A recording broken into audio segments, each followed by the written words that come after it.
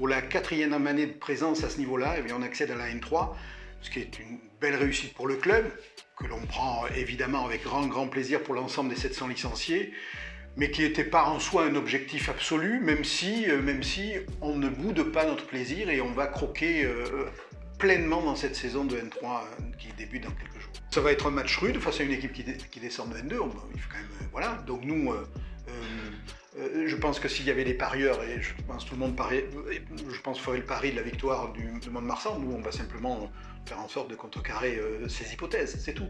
Mais je pense que les joueurs ont envie, le staff a envie, les dirigeants ont envie. Je ne dis pas que c'est une nouvelle vie pour les Portes entre deux mers, mais en tout cas ça valide l'idée que à ce niveau-là, l'argent n'est pas tout. Voilà, l'argent n'est pas tout. Parce que là, je le dis et je finirai sur ça, on a le plus petit budget de ce niveau-là.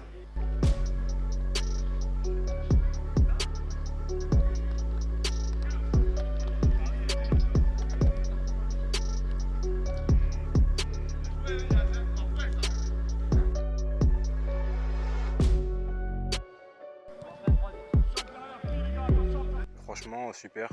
Ils m'ont tous bien accueilli, que ce soit le président, le staff, les joueurs. J'étais nouveau, donc je connaissais pas forcément tout le monde, mais franchement, c'était vraiment super. Ils m'ont accueilli comme si j'étais chez moi et franchement, c'est cool. Ça, il y a un peu de ça aussi, le fait que jouer en N3, c'est ce qu'on voulait avec Arlac. On n'a pas pu le faire, c'est dommage. Mais oui, c'est avoir passé un palier. Voilà, en N3 pour continuer dans ma progression et pourquoi pas monter plus tard après. Exactement, ouais. Ça va être un très gros choc parce que voilà, comme tu as dit, ils descendent de N2. Et voilà, je pense pas qu'ils vont avoir une revanche de remontée, donc ils vont tout faire en sorte dès le premier match déjà de nous rentrer dedans, donc ce sera à nous de tout donner, jouer notre jeu et voilà, pour gagner ce match, hein, simplement. Ouais, ça a été la meilleure saison que j'ai vécue. Même avec le groupe, on avait un groupe super, on avait un staff super, donc tout s'est très bien passé la saison dernière et le résultat a fait qu'on est monté. Ouais, oui, bien sûr que c'est excitant. En plus, on va rencontrer une équipe qui descend de N2, Mont-de-Marsan. Ils ont une belle écurie, donc on va chez eux. Rien de mieux pour débuter le championnat. Forcément, quand on part sur une nouvelle saison, donc une nouvelle page, et avec le groupe complètement modifié, c'est sûr que la page elle est vraiment blanche. Nous, on est un nouveau club qui arrive à un nouveau niveau, mais il ne faut pas du tout se comparer en termes de structure et même de ce qu'on est capable de faire sur le plan financier, etc. Tous les joueurs sont logés à la même enseigne, sur des primes de match. Voilà. On n'est pas sur des contrats, on n'est pas sur des choses comme ça. Il y a un autre modèle dans ce club où ils aident professionnellement les joueurs, les compagnes, enfin voilà, très axé sur ça. Mais il y a un écart qui est énorme comme ça sur la ligne de départ. Voilà. Après, ça reste du foot. Voilà. Il y a énormément d'exemples qui montrent que sur des équipes qui jouent bien, qui vivent bien ensemble, qui sont capables aussi de surprendre. Et il y a des grosses équipes aussi, des fois, qui passent au travers. Donc ça reste du foot. Oui, sur la ligne de départ, on est considéré comme une petite équipe, voire peut-être la plus petite. Mais ça, j'ai envie de dire, c'est peut-être quelque chose aussi de motivant pour nous. Et on va jouer aussi sur ça. Ouais.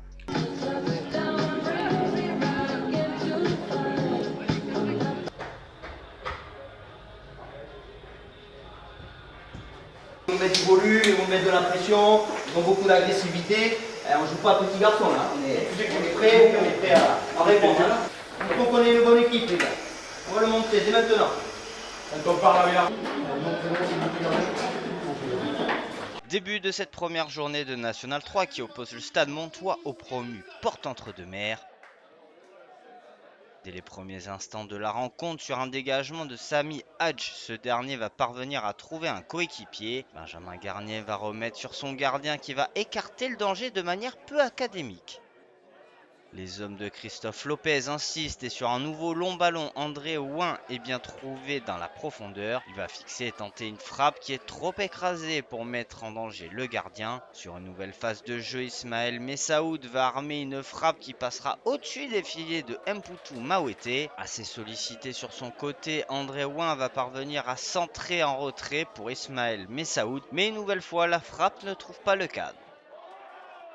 Les vagues offensives s'enchaînent et sur un coup franc de Romain Renard, le gardien de Porte-Entre-deux-Mers parvient à se saisir du ballon en 2 temps. On se rapproche de la première mi-temps et sur une des rares phases de jeu offensif des visiteurs, Johan Mbati fixe son vis-à-vis et en enchaînant quelques passements de jambes, parvient à donner le ballon à Mehdi El Falaki. Le numéro 10 conclut cette offrande pour ouvrir la marque à la 43e minute de jeu.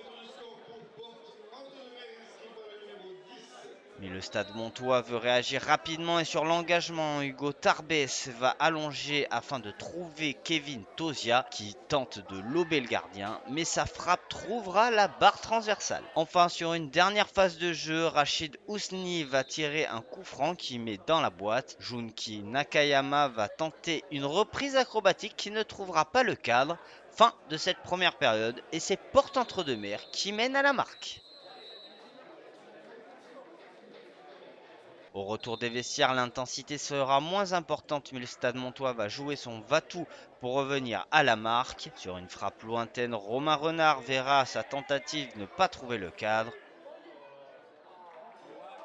Nous sommes dans les 20 dernières minutes de la rencontre et suite à une belle bataille, Jules Iblé va réaliser un tacle trop virulent.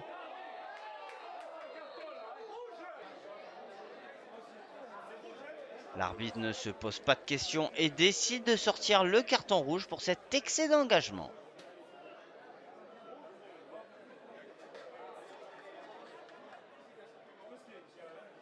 Malgré la supériorité numérique, il faudra attendre le temps additionnel pour voir une ultime tentative montoise qui sera vaine. Fin de cette rencontre et c'est Porte-Entre-deux-Mers qui s'impose sur le score de 1-0 à Mont-de-Marsan.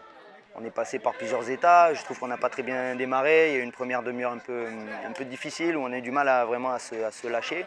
Et puis voilà, il y a eu ce but qui est arrivé au bon moment sur un exploit individuel, c'est bien amené, c'est un beau but.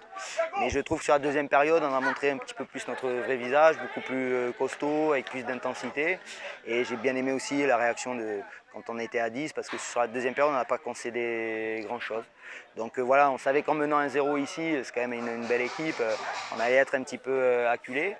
Mais voilà, je suis satisfait de ce qu'on a fait sur un premier match, c'est très bon. Manque d'agressivité, un manque de tout dans tous les domaines, ce qui fait que sur une demi-occasion adverse, voilà, il marque. Dominer n'est pas gagné, là on est dans ce cadre-là. Voilà, donc à nous d'aller chercher les points à Chauvigny la semaine prochaine, chose qui ne va pas être simple, mais les joueurs doivent prendre leurs responsabilités. Moi, je prendrai les miennes en temps voulu, mais eux, ils doivent aussi assumer ce qu'ils sont capables de produire ou non produire sur le terrain.